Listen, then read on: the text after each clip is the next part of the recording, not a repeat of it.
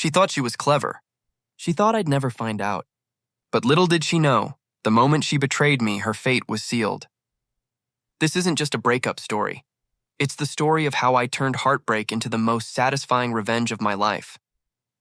Before I dive in, if you love true stories of justice and revenge, hit that like button and subscribe. Every click helps bring more stories like this to life, and trust me, you won't want to miss what happens at the end of this one. I still remember the first time I saw her, Melissa. She wasn't just beautiful, she had that magnetic kind of energy that pulls you in, the kind that makes you believe in fate. I met her at a friend's birthday party, the kind of night where the music's too loud, the drinks are too cheap, and everyone's pretending they're happier than they really are. But there she was, laughing, hair falling effortlessly over her shoulders. And when our eyes met across the room, I swear for a second it felt like time slowed down. We started talking, and before I knew it, hours had passed. She wasn't just stunning, she was sharp, funny, the kind of person who makes you feel like you've known them for years. By the end of the night, I had her number, and by the end of the week, we were inseparable. For months, it felt like a dream. Dinners, road trips, late-night talks where we planned our futures. I thought I had found the one, and for a while, maybe I did. But sometimes the things we treasure most are the ones that cut the deepest when they shatter. The first red flag came subtle, a late night at work, a text that went unanswered until morning, the smell of a different cologne on her sweater. I brushed it off. I told myself I was being paranoid, insecure. I didn't want to believe that Melissa, the woman who made me believe in love again, could be hiding something. But denial doesn't change reality. One night, she told me she had to stay late for a project.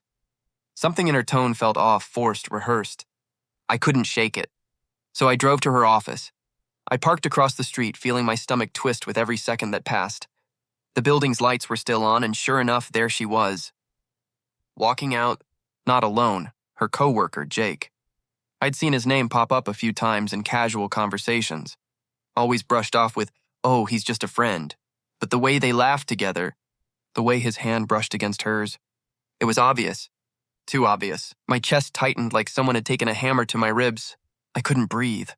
I watched as she leaned into him, her lips brushing his. My Melissa. My girlfriend. In that moment, the world went silent. The city noise, the passing cars, even the pounding of my own heart, it all disappeared. There was just the two of them, and me, sitting there in my car, invisible, broken. I didn't confront her that night. I wanted to. God, I wanted to storm across the street, scream, demand answers, maybe even hit him. But something inside me whispered, "Wait, don't let them see you break. Don't give them the satisfaction. Play the long game," and so I did. When she came home later that night, she slipped into bed next to me, smelling faintly of cheap wine and guilt. She kissed my cheek and whispered, "Good night, love." My blood boiled, but I whispered back, "Good night." And right then and there, I decided, she had no idea. But her betrayal had already set my revenge in motion. When you know a secret this big, when you know the person lying next to you in bed is betraying you, it changes everything. Every word feels poisoned. Every smile feels fake. Every "I love you" tastes like ash in your mouth. And yet, I said nothing. Melissa kept going about her days like she was some perfect girlfriend, and I played my role like nothing had changed. But inside I was crumbling. Nights became the hardest. I'd lie awake, staring at the ceiling while she slept peacefully beside me. Her breathing steady, her body warm against mine like she was innocent. And me? I was trapped in my own head, replaying the image of her lips on Jake's, over and over like some kind of cruel loop I couldn't shut off. I'd ask myself, why? Was I not enough? Was I blind this whole time? How long had this been going on? There were nights where I'd have to bite down on the inside of my cheek just to keep from waking her up and demanding the truth. But that voice inside me, the same one that told me to wait, kept whispering, "Not yet." Be patient. Patience is power. Days turned into weeks, and she slipped. Not in big ways, but in little details. A sudden smile when she got a text, followed by her angling her phone away from me. An extra 30 minutes in traffic coming home from work. Her scent, different shampoo, different perfume. Like she was putting effort into being someone else for someone else, but she still cooked dinners with me. She still curled up next to me on the couch. She still introduced me as her boyfriend at gatherings. And I played along. To her, I was oblivious. To me, she was a chess piece already cornered. I was just waiting for the right time to say checkmate. The hardest part wasn't even her lies. It was the silence I couldn't tell anyone.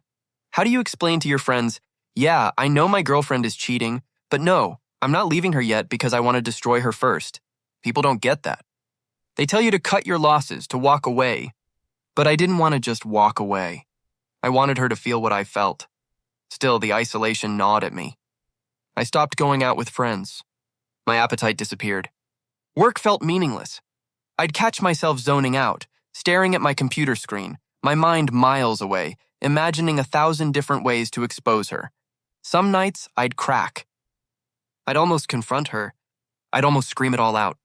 But every time that voice whispered again, not yet. Not like this. She doesn't deserve the easy way out. One Friday night, she came home late again.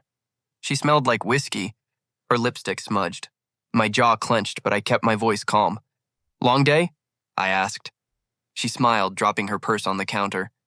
Yeah, just a work thing. You know how it is? Uh-huh, I nodded, pretending to buy it. Everything okay? She kissed my cheek and said, of course. Why wouldn't it be? And I swear in that moment I saw it, the flicker of guilt in her eyes. She knew she was playing with fire. But she thought she was untouchable. She had no idea the fire was already burning beneath her feet. The worst blow came 2 weeks later. I was scrolling through Instagram when I noticed one of her friends. Someone she thought I didn't know had tagged her in a story. A group dinner. Melissa was there. And right next to her, Jake. His arm casually draped over her chair, her smile bright, their bodies leaning a little too close. It wasn't proof to the world yet, but to me, it was confirmation. Not just of the affair, but of how bold she was becoming. She wasn't just sneaking around anymore. She was flaunting it in plain sight, confident I'd never put the pieces together. That night, I sat in my car outside our apartment, gripping the steering wheel so tight my knuckles went white. I could feel the rage coursing through me, but beneath it all was clarity. I wasn't going to just confront her. No. That would let her twist the story, cry, make excuses, maybe even play the victim. I wasn't going to give her that chance. She wanted bold. I'd show her bold. That was the night the plan started to form. I walked back inside, kissed her on the forehead, and told her I loved her. She smiled, completely unaware, but inside I was already building the trap. And when it was ready, it wouldn't just catch her, it would catch them both. And when it snapped shut, everyone would see exactly who Melissa really was. The night I decided to stop being the victim was the night my life shifted. Up until then, I was letting Melissa and Jake write the story while I just endured it. But now I was holding the pen. I wasn't just going to walk away. I wasn't just going to dump her. I was going to make sure she felt every ounce of betrayal, humiliation, and helplessness she had shoved onto me. And the best way to do that? Let her dig her own grave while I quietly sharpened the shovel. I started small. Melissa was careless. She thought I was oblivious, and that arrogance was my greatest advantage. Her phone? Always in her purse, face up, unguarded. She'd leave it charging while she showered, unlocked with a simple swipe. She assumed I trusted her too much to snoop, and normally I would have, but trust was already dead. One night, while she hummed in the bathroom, I picked up her phone. My hands were shaking, but not from guilt. No, from the thrill of finally peeling back the curtain. Messages, dozens of them. Jake's name lighting up the screen like a neon sign in a dark alley. Flirty texts, late night I miss yous, photos I'll never erase from my memory. But the worst part? Reading her words about me. Michael has no idea. He's too sweet for his own good. I'm just waiting until the timing is right. You make me feel alive, Jake. With him, it's comfortable. With you, it's fire. Each word cut deeper, but at the same time, each one was fuel. I screenshotted everything, transferred it to my hidden drive. Evidence, clean, undeniable. Revenge isn't just about striking back.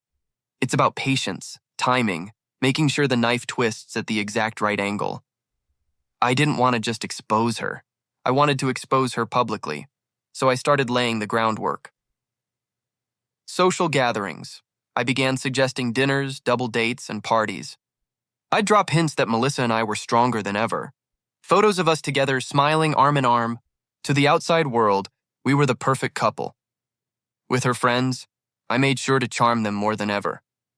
Offering rides, remembering birthdays, lending a hand when needed. I wasn't just her boyfriend. I was the reliable, lovable Michael everyone adored. At her work events, I showed up looking sharp, shaking hands, talking shop with her coworkers, including Jake. I smiled at him, firm handshake, steady eye contact. He had no idea I knew, and that made him sweat. Because the thing about guilt is, it leaks.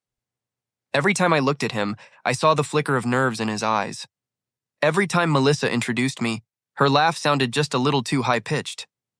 They were walking on a tightrope, and I was the wind they didn't know was already blowing. The perfect opportunity came in the form of Melissa's birthday. She loved big gestures, grand parties. She was the kind of person who thrived on attention, on being the center of every spotlight. So I decided that's exactly where I'd put her. I offered to plan the whole thing. A surprise dinner with her closest friends, family, and coworkers.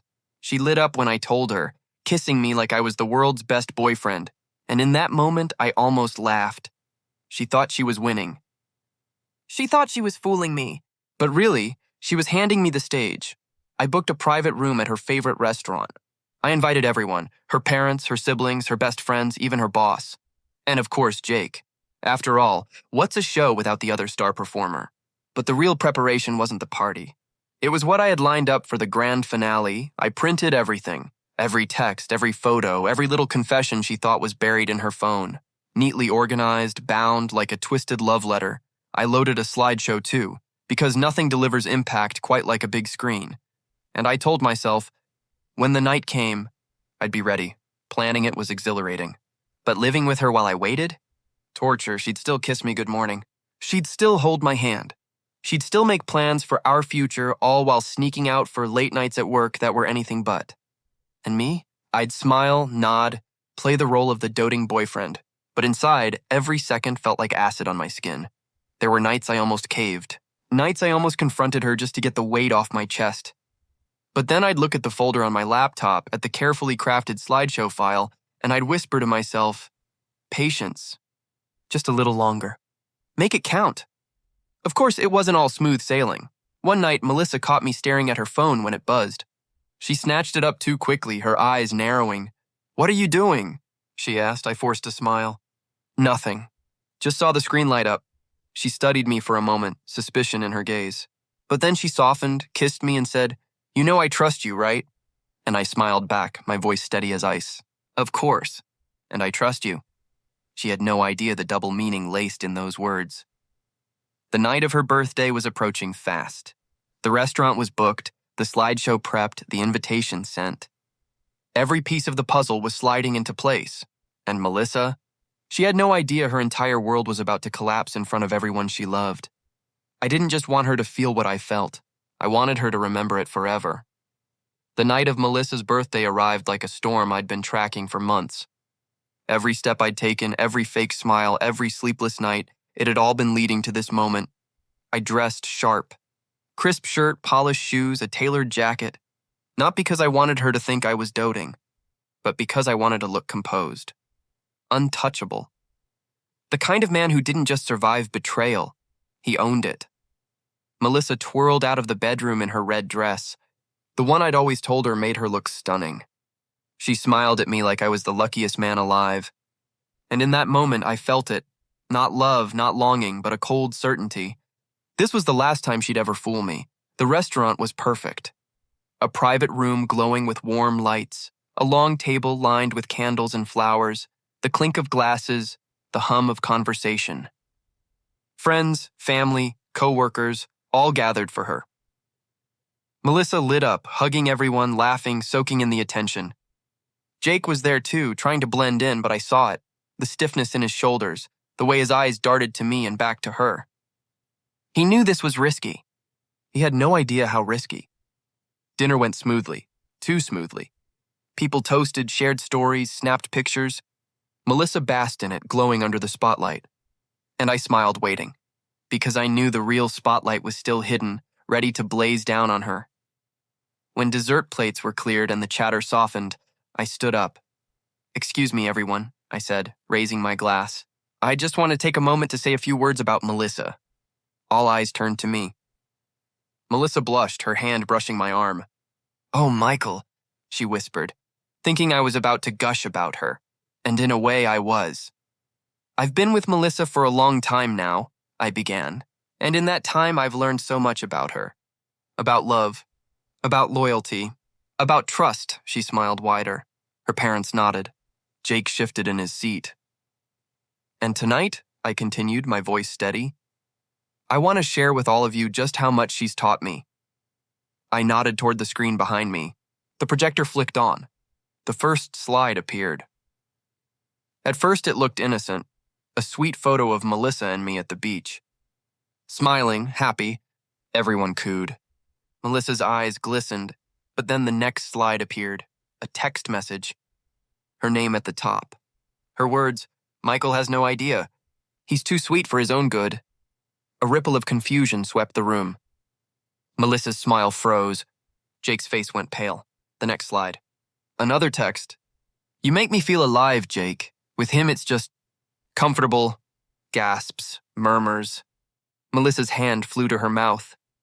"Michael, what is this?" she stammered. But I didn't stop. Slide after slide, message after message, photo after photo.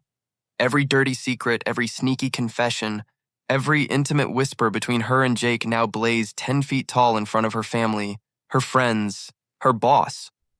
The room was dead silent except for the sound of betrayal echoing from the screen. Melissa jumped to her feet. "This isn't what it looks like!"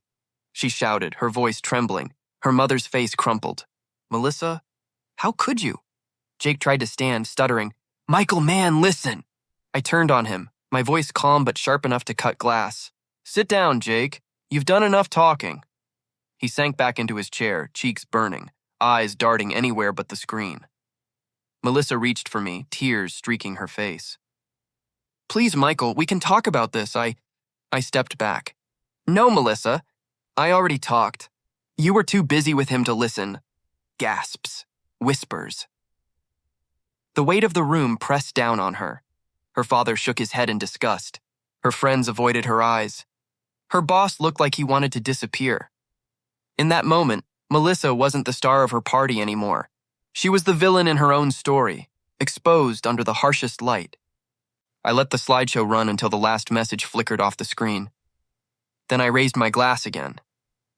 "To Melissa," I said coldly, "for teaching me that betrayal cuts deepest when it's from the one you trust most. And for reminding me, revenge is best served publicly." I downed the drink in one swallow, set the glass on the table, and walked out. Behind me, chaos erupted. Melissa crying, people shouting, chairs scraping. But I didn't turn back. Not once. The cool night air hit my face as I stepped outside, and for the first time in months I felt free. The fallout was brutal. Word spread fast, through her family, her friends, even her workplace. Jake's reputation tanked.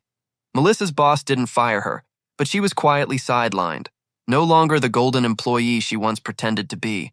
Her parents were furious. Her friends distanced themselves. And Melissa? She tried to call me. Over and over. Texts, voicemails, emails, apologies, excuses, begging for another chance. I ignored every single one, because the truth was, I didn't need her apologies. I didn't need her excuses. I already had my closure, the night her lies collapsed in front of everyone she'd ever tried to impress. People always ask me if I regret it. If I went too far? If public humiliation was too harsh, but here's what I say. Betrayal deserves exposure. Lies deserve light, and sometimes the only way to heal is to make sure the person who shattered you can never forget what they did. Melissa thought she could cheat and get away with it. She thought I'd never know. But the thing about karma is, it always shows up. Sometimes slow, sometimes silent.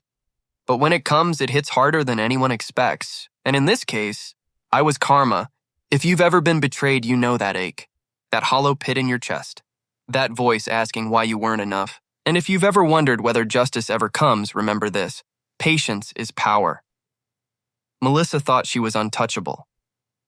But the truth? No one is untouchable when the lies catch up. I didn't just get even. I reclaimed my dignity, my strength, my story, and I walked away not broken, but unshakable. If this story hit you the way it hit me living it, don't forget to like, subscribe, and share. Because no one deserves to go through betrayal alone, and sometimes just hearing that justice is possible is enough to keep us going. Thanks for listening. And remember, karma always finds its way.